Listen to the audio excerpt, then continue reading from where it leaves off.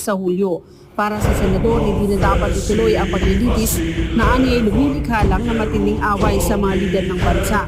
Alam mo, itong dapat na mabigyan ng din sa kanila, maintindihan nila na walang patutunguhan yung pag-aaway-away. Yan ang gusto kong bigyan ng diin. Sa una pa lang na pagkakataon siguro na pag-usapan namin ang